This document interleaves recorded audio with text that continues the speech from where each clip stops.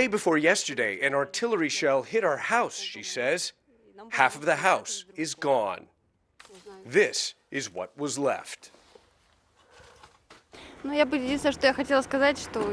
Russia sees this, I want them to know that they aren't defending us. They are killing us because they seem to think they're defending us, and that's just not true. This parking lot, an unofficial gateway to Ukrainian-controlled territory for more than 70,000 Ukrainians who officials say fled Mariupol. The evacuees look shell-shocked. They arrive in vehicles draped with white rags and signs that say children, and some, like 4-year-old Alisa Isayeva, show up in yellow school buses. They were bombing us, she says. Bombing us with planes and tanks. Alisa's aunt Lilia says she suffered from a concussion for days after a strike hit her home. We walked among corpses. There were bodies under the evergreens, soldiers without heads, without arms. They're lying there. Nobody is gathering them. There was such fear that I felt like I was underwater. I wanted to wake up, and now I'm here, and this feels like some kind of a dream. Inside the superstore, volunteers and the city government are trying to help. Newly arrived evacuees are welcomed at this support center where they're offered warm meals, access to medics, and information about how to travel deeper into safer parts of Ukrainian territory. There's also a bulletin board here where some people are offering free repair of shattered car windows. And there are also postings here looking for information about missing loved ones. For some who survived Russia's modern-day siege, this is the first hint of safety they've had in weeks. Outside, Yulia Mishodova and her son Stanislav have just arrived. And bear! Stanislav is chatty and upbeat, but his mother appears unsteady. When Russian warplanes bombed, she says, the family hid under the dining room table, surrounded by pillows. When the plane flew past, we were sheltering in the center of town. Until now, my ear still hurts from the shockwave. The unlikely safe haven provided in this parking lot is precarious. Ukrainian officials say Russian troops are positioned barely a half-hour's drive away from here. Ivan Watson, CNN, Zaporizhzhia, Ukraine. CNN hasn't confirmed it, but the mayor of the fiercely disputed Kyiv suburb of Irpin tells us Ukrainian forces have recaptured the city from the Russians. For perspective, let's now turn to CNN's Ben Wiedemann. He's in another embattled Ukrainian city of Mykolaiv, and CNN military analyst Colonel Cedric Layton, who comes to us from Washington. Ben, Russia has said that it's going to switch phases in its military special operation, in quotation marks, and other intelligence is signaling a change in strategy by Russia too. How's that likely to change things on the ground around the rest of the country? Well, it really depends if they're actually going to make good on this this statement that they're going to change their military strategy. Because I can tell you, for instance, I am in the hallway of our hotel here because there is not only a nighttime curfew, but a mandatory blackout. Now, we just heard the air raid sirens going off after hearing two large thuds somewhere within this city. And the fact of the matter is that as things stand, even though the Russians say they might change their strategy, on the ground, nothing has changed. We're in this city, which is 450 kilometers from the Donbas region, where the Russians say they're going to focus their activities, and the war's still going on here. Kiev is about 600 kilometers from the Donbas region, and Russian forces continue to try to encircle the capital. Therefore, what we're not seeing is really any change with the dynamic on the ground in terms of where Russian forces are attacking, where they're trying to push forward, where they continue to be present. So I think when you speak to most Ukrainians, they sort of shrug when they hear this statement about focusing on the Donbas, because in reality, it just doesn't seem to be happening. at the moment. This may be perhaps in preparation for what optimistically might be a Russian gradual pullback to those areas that it actually wants to keep. But on the ground, it just seems nothing has changed in terms of the focus and the intensity of the Russian onslaught. Bianca? And Colonel, thanks, Ben. And Colonel Leighton, as Ben's saying, currently that the signals about Russia perhaps changing strategy, as Ben's saying, is not congruent with what he's seeing on the ground, what Ukrainians are seeing on the ground. What do you think is likely? Do you think this, what we've heard from the military intelligence chief in Ukraine, that Russia may try to partition Ukraine like Korea, is that plausible? It's at least theoretically plausible, Bianca. I think that what they're looking at is trying to fulfill one of their war aims, which was, in fact, to at least lob off the eastern portion of Ukraine, basically the Donbas region plus, a little bit more, and keep that in Russian hands. But it could also mean that they want to go larger and take an even larger chunk of the eastern part of the country. If that happens, of course, this idea that they're going to just be concentrating on the eastern Donbas region is basically null and void. And like Ben was saying, this is, what these public pronouncements mean absolutely nothing on the ground. And what Ben is experiencing and what he's hearing from others there fits very nicely with what I and others have thought the Russians would be doing. In essence, what they're saying is we're doing one thing, but they're actually doing another. And that's a very critical distinction, I think. And that's been a consistent theme throughout the invasion so far. Adaptation is obviously key to battlefield success. Why do you think, Colonel Leighton, the speed of adaptation from Russia has been so slow? We're potentially even seeing it right now. Yeah, the Russians are a very top-down command and control military. In other words, their command and control structure is based on what the senior leadership tells the lower echelons to do. It is not as dynamic as you would find in either the British military or the U.S. military. And that does make for a difference, and it is actually a weakness when it comes to executing combat operations. Specifically for Ukraine, Bianca, I would say that they have suffered a lot from not only poor command and control, but also logistics problems, personnel issues, not informing their personnel exactly where they were going, and really getting their buy-in for this operation. They've completely failed to do that because it's not part of their culture. That would never happen, for example, in the American military. But it is a very different situation for them. They were unprepared to do this, and we're seeing that lack of preparedness in their failure to execute this first phase of their operation. Thank you to CNN's Ben Wiedemann in Mykolaiv and CNN military analyst Colonel Cedric Leighton for your insight on that. Now, Ben has reported on many wars for CNN and is well-versed on the human impact of conflict. And earlier, he filed a report on one family's loss from the southern Ukrainian city of Odessa.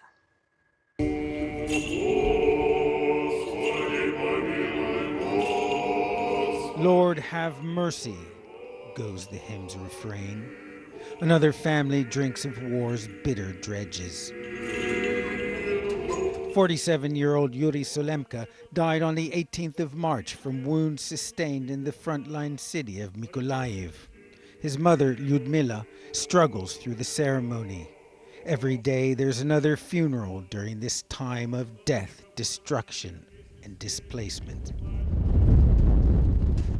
These are indeed the times that try a people's soul.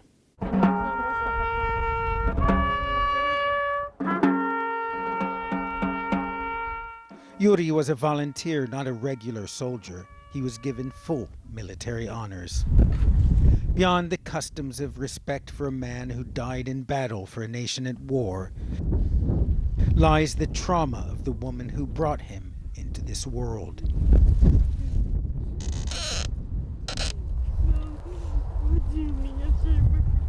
There can be nothing more painful for a mother than to attend the funeral of her child. A son killed in a war not of his choosing. He decided on his own to join the army, says Lyudmila. He hadn't told me. He was a good father and a good son. Says his sister Yelena, he was always a man of his word. Yuri's lies with other freshly dug graves. After a month of this conflict, no one really knows how many soldiers and civilians have been killed. The only thing of which anyone can be certain is that only the dead have seen the end of war. Before this funeral ends, preparations begin for the next. Ashes to ashes, dust to dust. Ben Weidman, CNN, Odessa. Israel's Prime Minister says the country stands firm with Ukraine and is doing what it can to help end the war. This comes as the country hosts the second day of a historic summit with diplomats from the UAE, Bahrain, Morocco, Egypt, and the US, all discussing regional security issues. The forum shows a significant shift in Middle East diplomatic alignment since the 2020 normalization deals between Israel and the UAE, Bahrain, and Morocco, allowing discussions over shared concerns, including Iran and the war in Ukraine. Morocco and Egypt are feeling the impact of that war firsthand, with crucial wheat and other import supplies now cut off. Egypt voted to condemn Russia's invasion at the UN General Assembly, but Morocco abstained. The two countries have not otherwise spoken about Russia's offensive. Gulf states have been careful to maintain neutrality due to concerns over energy security. And the United Arab Emirates has so far dodged demands to increase oil production, with the country's energy minister reinforcing on Monday that he believes Russian oil and gas is crucial to the global market stability. Displaying the symbol Z now might get you prosecuted in at least 2 German states. The Z has come to represent support for Russia's invasion of Ukraine and shows up prominently on some Russian tanks and uniforms. But officials in the German states of Lower Saxony and Bavaria say that they may pursue charges against anyone who displays it. And after the break, Western officials warn that Belarus could soon join the war in Ukraine. But President Alexander Lukashenko has already played an active role in the invasion. We'll debrief.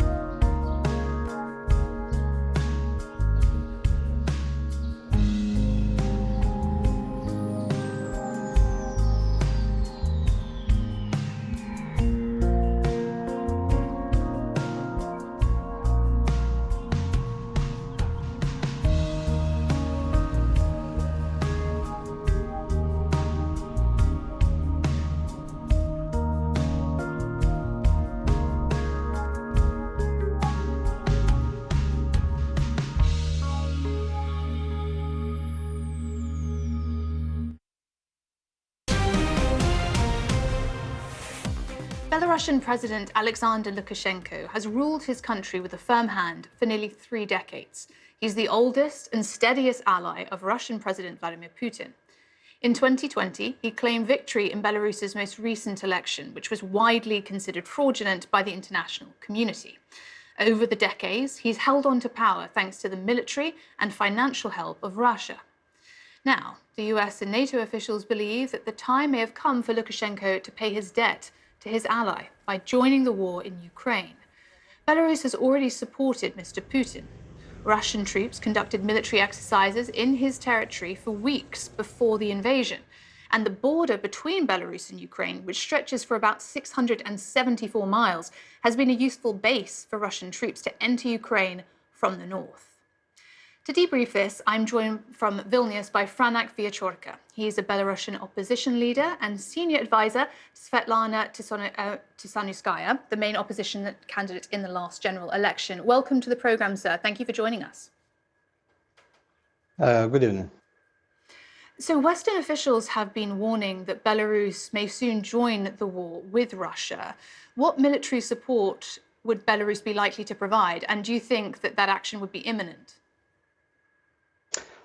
First of all, Belarus already joined. Belarus provided Russian military with airfields, with hospitals, with infrastructure. It's fueling Russian tanks and aircrafts and helicopters. Every hour, dozens of missiles are being launched from Belarus territory, and Ukrainian cities are being literally destroyed every night by arms launched from our territory. But Lukashenko want to help Putin even more, and now he is considering sending Belarusian armed forces to Ukraine to help Russian allies. And how many do you think he'd be likely to send? And why wait? Russia's clearly struggling right now in their offensive. So when do you think they'd make the calculus to send in the Belarusian troops? So Belarusian army is not so professional, it's not experienced. Of course, it can be from 5,000 to 15,000 soldiers sent to Ukraine, but they never had experience in any practical battlefields. And I think the sending of Belarus troops is important from political point of view, because then Putin will not be alone. Right now, it seems like Putin, Kremlin against the entire world, and no one really supports this war, and he needs someone, even the poor Lukashenko, to join this war. Then he can say, oh, I am not the only one, also there is Lukashenko nearby. But again, Lukashenko is vassal. You know, Lukashenko plays the role of collaborationist government, like in Second World War, the regime of Petain, Vichy, they were helping Hitler's Germany. Something similar happens to Belarus and Russia. And how do Belarusians feel about Belarus potentially becoming more involved in this war? Real partisans are working in Belarus right now. There is no possibility to protest openly on squares, so people just disrupt railways, they hack state systems. A few weeks ago, the train with food for Russian soldiers, it was delayed because of attack of our cyber partisans. There is an ongoing anti-war movement which unites millions of Belarusians already, and people from state enterprises, teachers, even officials are joining this movement. I don't know if we'll manage to stop Russian troops from moving to Ukraine, but we definitely can create a lot of troubles for them, because absolute majority of Belarusians, they don't support this war and they stand with Ukraine. And do you think Lukashenko is worried about the international repercussions of getting, in terms of the optics, now actively involved in a war, if they did, about how the global community would respond and the impact on Belarus? I think for Lukashenko and Putin, this is the last war, the last fight. For them, it's a last chance to stay in history. You know, they think they're Russian tsars from 19th century, ruling the world, changing the paradigm, and scaring the entire Europe. So I don't think they're thinking about the consequences, but people around them, they do really think. And people around Lukashenko, they don't want to be sanctioned. Therefore, we should increase sanction pressure if we want changes. And more broadly, how is the fate of Belarus tied to Putin's regime? And do you think the increasing authoritarianism in Russia is going to seep further into Belarusian life? These regimes have a symbiotic relationship. They need each other. For example, right now, Russians, they expect Belarus to be used as the loophole for avoiding circumventing sanctions, because you know that many Western companies, they left Russia, but they didn't leave Belarus. And for Lukashenko, also support of Putin is crucial, because this is the only guarantee Lukashenko will stay in power, because he doesn't have any support. So I think the collapse of any of their regime will lead to a collapse of another one. Franek Viatorka, thanks so much for joining us this evening. Thank you. Let's take a look at the other key stories making international impact today. North Korea's leader says the country will keep developing, quote, powerful offensive means for nuclear war deterrence.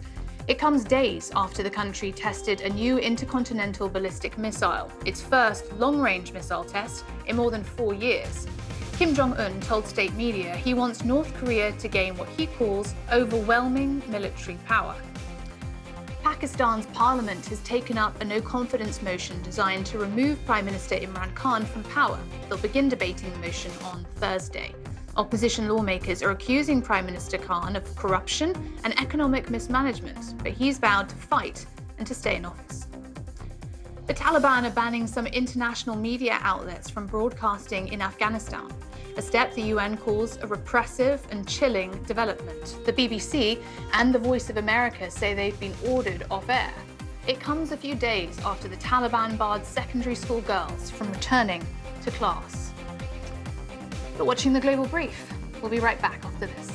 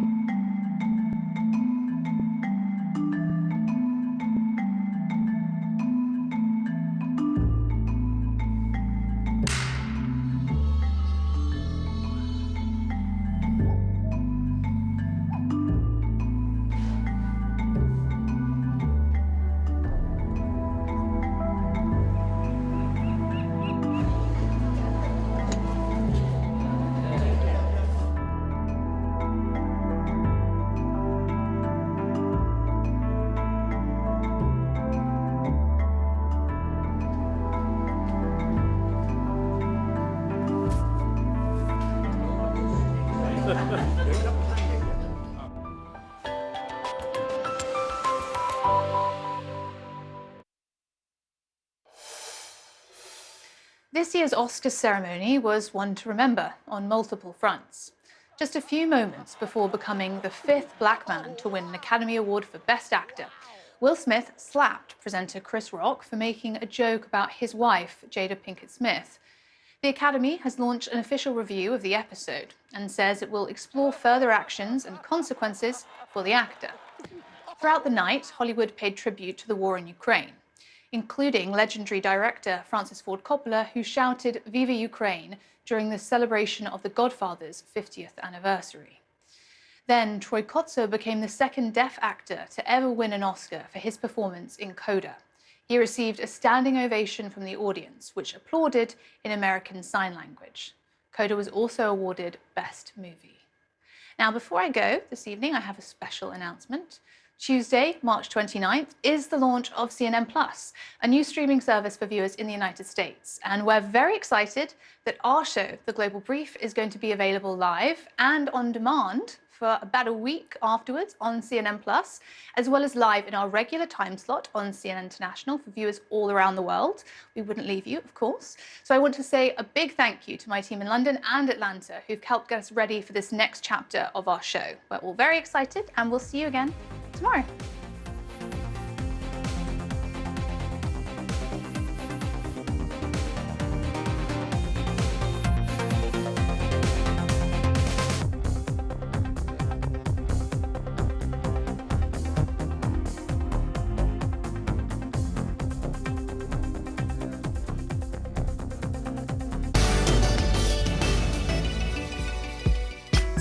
When a watch does things beyond simply telling the time, we call those functions complications.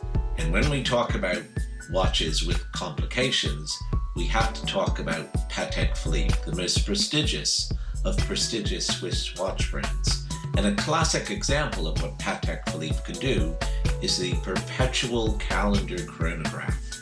Now, our perpetual calendar mechanically keeps track of days, months, and dates.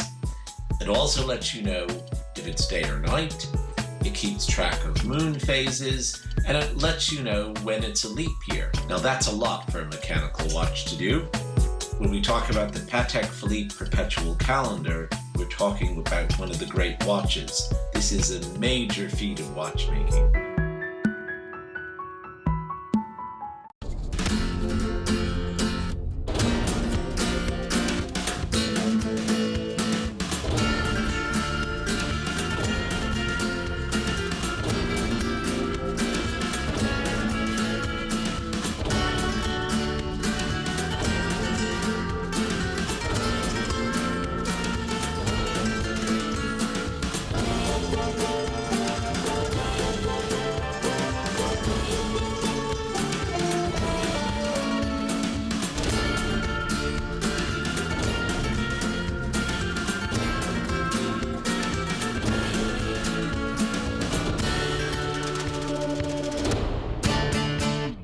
Coronavirus. To get daily news updates in your inbox, sign up for the CNN newsletter.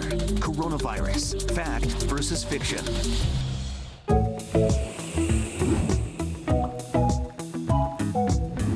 When you travel the world, make sure the world travels with you.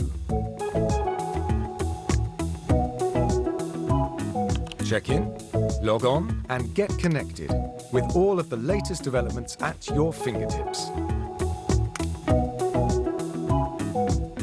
CNN Partner Hotels. Connected to your world. This is the result of one single blast. 3.3 million Ukrainians have now fled this country. You don't have to go far to find a family who has been displaced. We just heard an air raid siren ring out. We run down to cover. It is hard to imagine life returning here. In Kiev, Dnipro, Poland. This is CNN. I'm Sam Abdulaziz in the Carpathian Mountains, and this is CNN. Counting down to this week's World Cup draw in Qatar. Canada have already booked their spot there, and we have the scenes of elation to prove it. The incredible rise to the top of the men's world golf rankings, why it all means so much to this young American golfer. And we're one-on-one with American tennis star Taylor Fritz on his biggest career win to date. The injury he overcame to beat Rafa Nadal, and the extraordinary fulfillment of a prophecy his own dad had made years earlier.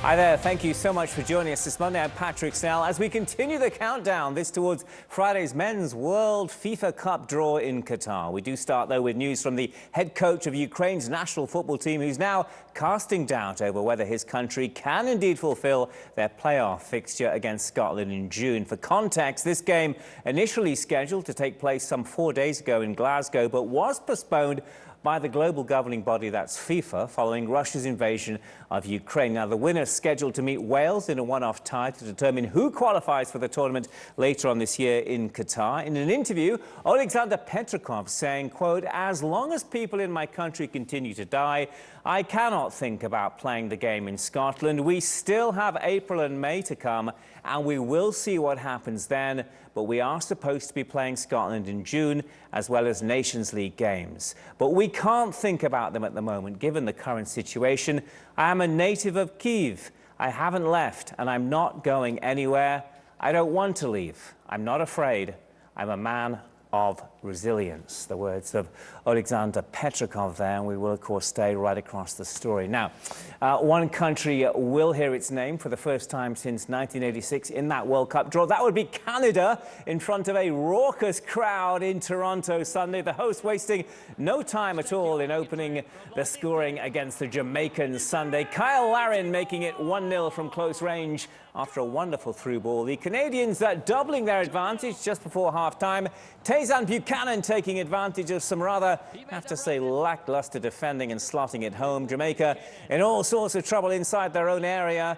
Nobody closing down Junior Hoylett, who makes it 3-0 late on there. No mistake. Canada adding another to run out 4-0 winners, and those scenes there of joy meaning so much to the Canadians. Scenes of sheer elation for the fans there in Toronto. You can see what it means to those fans. First time, you know, their country has qualified for the World Cup, as I say, since when Mexico hosted back in '86 the tournament that brought us. Remember that so-called hand of God? I will say that year Canada did finish last in their group, losing all 3 matches and failing to score. That was then, though.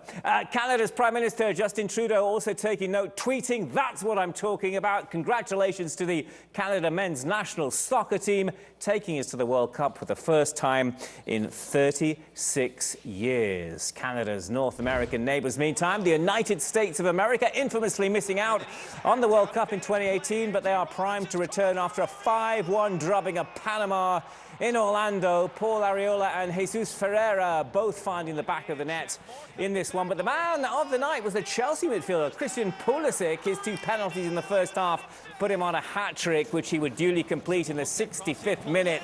Check out this skill from the Chelsea man. I will say it's not the best defending, but a sublime touch and finish. Calmly beating the keeper. The Americans can clinch qualification in their next match. The USA would need to suffer a 6-goal defeat at Costa Rica on Wednesday to be denied automatic qualification, and that is not going to happen, you would think. No Ivory Coast at this year's tournament at Qatar after they failed to qualify. The Ivorians, who play England in a friendly Tuesday in London in the 2 countries' first ever meeting, were also eliminated early from the Africa Cup of Nations this year. Our senior sports analyst Darren Lewis catching up with their prolific Ajax forward Sebastian Haller. Now, Haller asked about the influences current club manager Erik ten Hag has had on him this season amid continuing speculation the Dutch manager could be on his way to Manchester United. Take a listen. Just talk to us about how much Erik ten Hag is responsible for your outstanding form. A lot. He's responsible a lot for my coming in Ajax, because of course I know him well. I know what he is able to do and how he wanted to use me as well. So for me it was a lot of safety, let's say, because I know how he wants to play. I know how good he is technically. And he will never let his player just do what they want. You know, he always have good view on the opponent, so he gives us the keys to succeed during the game. Now, I know there's a lot of excitement, you'll know too, over ten Hag with Manchester United very interested in him. Are the players trying to persuade him to stay, or do they, like you, understand the pull of the Premier League? No, of course. I think we all understand. I think it's the choice from the trainer, the choice from the coach to choose what he wants. We are just his players. No, I'm just grateful for what he did to me, and I just hope that he will take the best decision for himself. You know, so I have nothing to say because I don't even know everything inside Manchester United. So and the way they really want him. So I can just say that he needs to follow his heart, his brain, and take the right decision. Okay, well, let's just talk about how good he is, because as you say, he's been outstanding for you. How good is he as a man manager as well as tactically? He's someone that, let's say, is clever, and he knows his strength, but also his weaknesses. So I think he's trying to become better every day. So of course, he's trying to be there for the players, you know, to don't let anything, away, because he's trying to keep everyone involved in the team. But yeah, I want to say that every dressing room is different, every team is different, so you need to act a bit differently. Depends the dressing room you have. So maybe his quality today can be a weakness somewhere else. So let's see how we do. Now, Sebastian Haller there, speaking ahead of Ivory Coast, England tomorrow. Next up, the weekend that was in Formula One. Why, just 2 races in, we've already seen one huge statement of intent from the sport's reigning world champions. Take a look. Sergio Perez.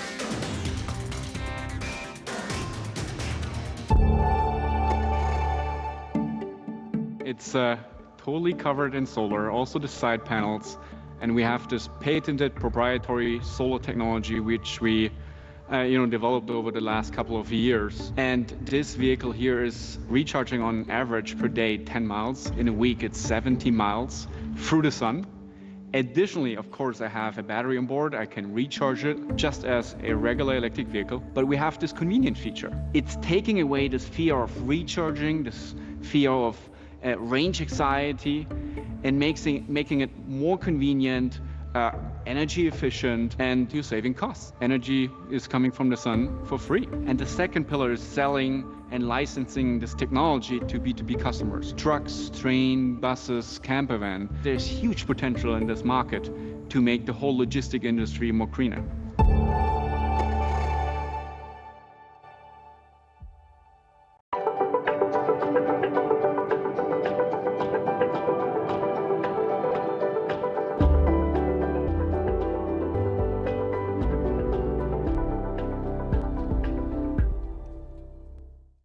You can help the refugees from Ukraine. Join the over 70,000 who've already raised millions for food, shelter, and more. Explore CNN.com/impact. Click to take action.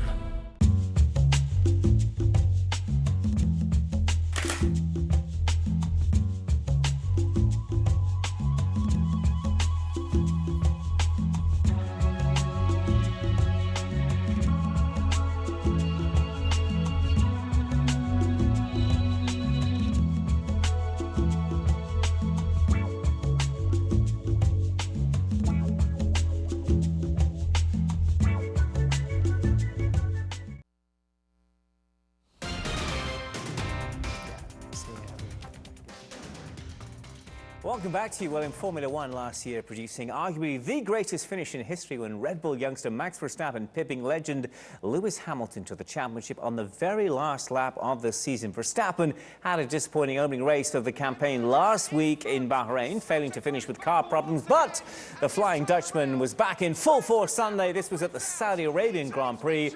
Verstappen roaring past Ferrari rival Charles Leclerc, 4 laps from the end to snatch a thrilling victory, his 21st career win and first points of the new campaign. Ferrari rounding out the podium with Carlos Sainz claiming third, Hamilton finishing a disappointing 10th.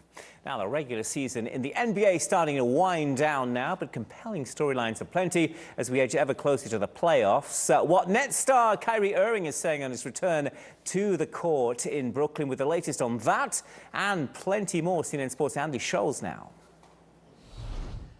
Well, Patrick, there are just 2 weeks left in the NBA regular season, and the Los Angeles Lakers playoff hopes are hanging on by a thread. They need to be at least in 10th place to make it into that play-in tournament, and that's where they stand right now, a game above the San Antonio Spurs with 8 games left to go. And Sunday night, the Lakers were playing at the New Orleans Pelicans, who entering the night had almost an identical record. LeBron said he was going into this one like it was a playoff game.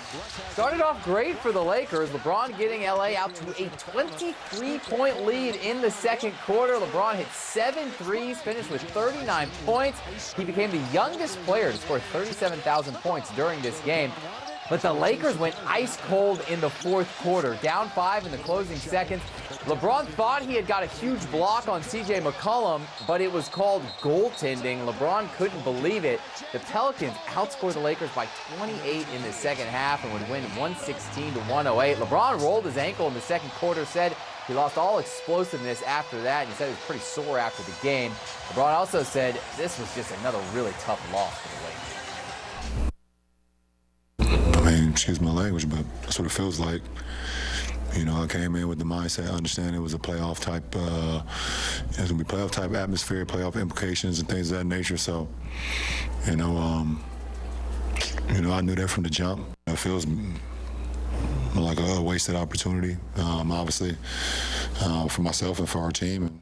The Boston Celtics, meanwhile, continue to be one of the hottest teams in the NBA. They easily beat the T-Wolves 134-112 on Sunday, and for the first time this season, they are the top seed in the Eastern Conference. This is an incredible turnaround from January when they were in 11th place in the East.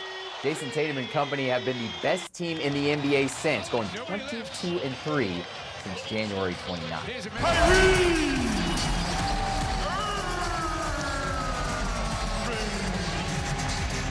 Yeah, the Nets' Kyrie Irving taking the floor in Brooklyn for the first time this season. Athletes and entertainers are no longer required to be vaccinated in New York City in order to work. Kyrie, though, struggled from the floor in this one, making just 6 of his 22 shots. The Nets would lose to the Hornets 119 to 110. After the game, Kyrie reflected on this season and finally being able to play at home.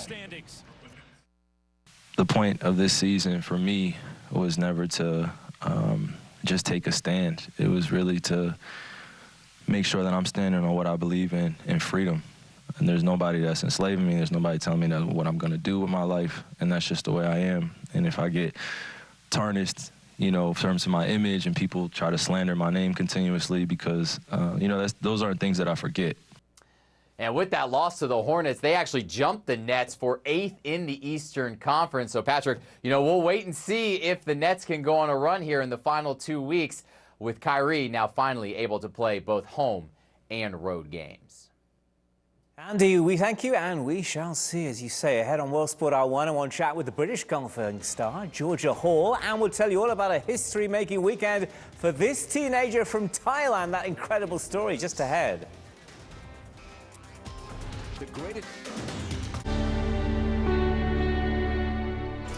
We've all heard the saying, an apple a day keeps the doctor away. Well, fruits of all varieties come with nutritional benefits. Apples are rich in antioxidants and fiber. If you're grabbing one as a snack, don't discard the skin because that contains much of the fiber.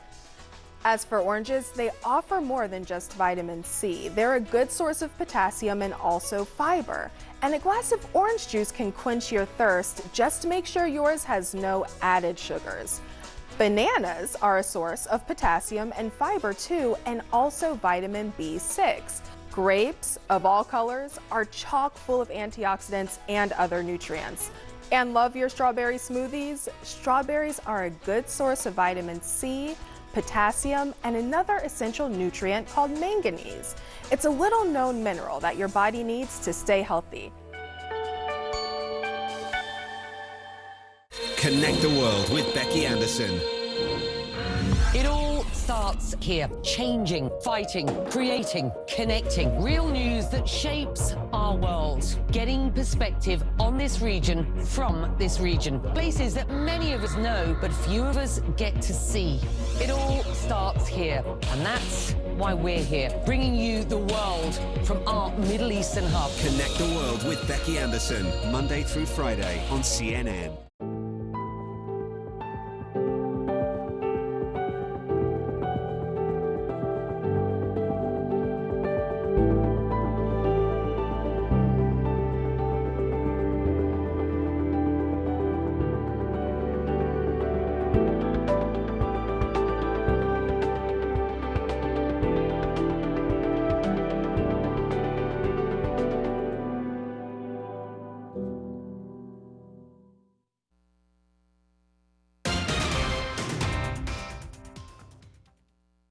World of golf to bring you this Monday night as Thai teenager Atthaya Thitikul celebrating her first ever LPGA Tour title. The 19-year-old with a closing round 64 Sunday, with that 8-under par tally only good to get her into a playoff with Denmark's Nana Kost Madsen, the Dane having taken a 3-shot lead into the final round. This was of the JTBC Classic in California. The team's victory secured on the second playoff hole after Madsen had double bogeyed. Wonderful moment for Thitikul. He now becomes the youngest winner on tour since Canadian star Brooke Henderson won in 2016 as an 18-year-old. And our congratulations to her. Let the champagne flow. It's mean the world to me to have my managers here as well, and my caddy here, my best friends here, Pataris, and then, you know, like, I know all my parents back home watching me right now, and then all the Thai fans as well, my coach as well, watching me. It's mean for all of us, not just me. Terrific career win there. English golfer Georgia Hall has her sights set on breaking into the world's top 10 after a dominant victory at the recent Saudi Ladies International in Jeddah. Hall winning by 5 shots to claim her second Ladies European Tour triumph after her 2018 Women's Open victory. The 25-year-old now has her sights on adding to her trophy collection. Hall, though, admitting she didn't truly feel like a top 10 player after winning in 2018, but with more experience now under her belt, she's been telling CNN's Alex Thomas she's now ready for the big time.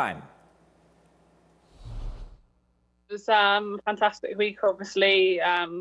Leading from start to finish was mentally, very good for me, and had to stay patient in there because it was very, very windy.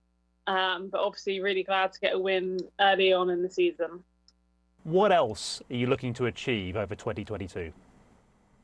I'm really hoping it would be a big year for me. I put a lot of work in on the off season. I would love to get in the world's top 10, actually. That's kind of one of my main goals for this year. Really just trying to focus on every tournament, take every shot as it comes and go from there. How do you rate your chances at that opening major of the year? Yeah, it's such an amazing event to start the first major, and a really nice area. The golf course is always in fantastic condition. So I'm playing, well going into it as well. So I've got a lot of confidence and look forward to getting out there in the sun. You've come from a course in Saudi Arabia that you praised and said suited your game. What about Mission Hills?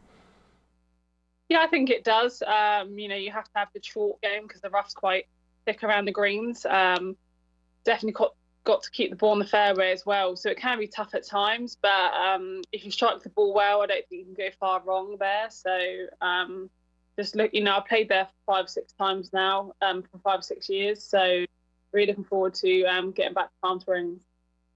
You won the British Open. You got into the top 10 in the world rankings.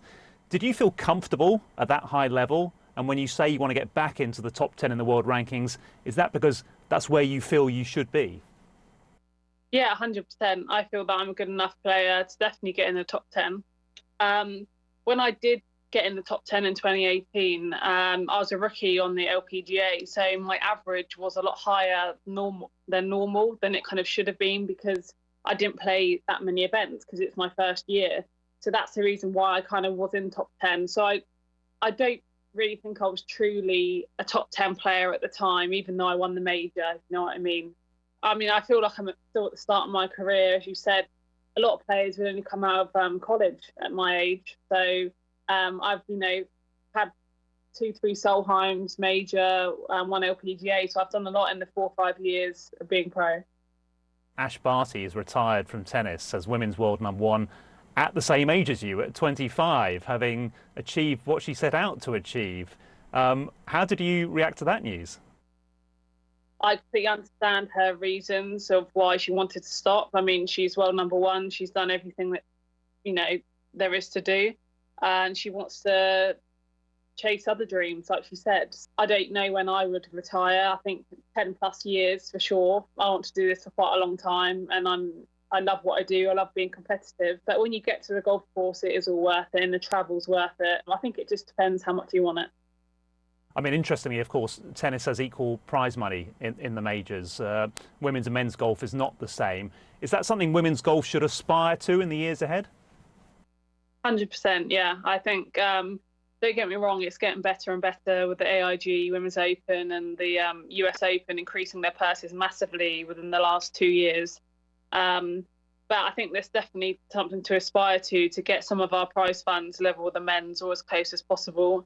I feel very lucky to be able to play for those kind of prize funds, but I think if we were closer to the men, then of course that would be better.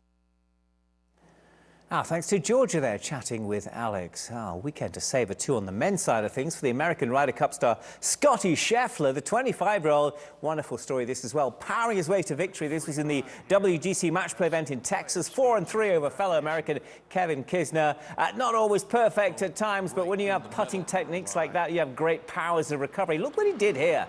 Puts a sloppy one into the sand trap. How does he respond?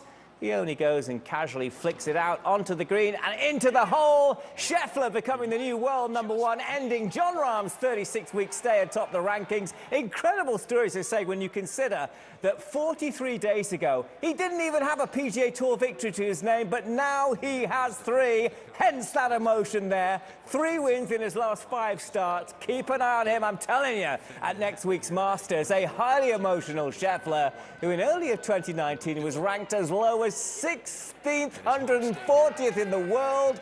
Take a listen to the man now. I never really got that far in my dreams, to be honest with you. I just, you know, I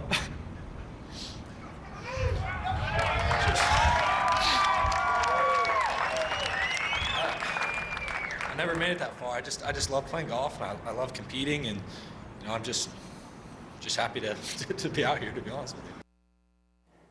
Scottie Scheffler there. All right, well, the very latest from tennis's Miami Open just ahead. We're going to bring you a one-on-one chat with Taylor Fritz. He's the young American coming off a career breakthrough victory recently over the Spanish legend Rafa Nadal, and the visionary moment only Taylor's dad saw coming.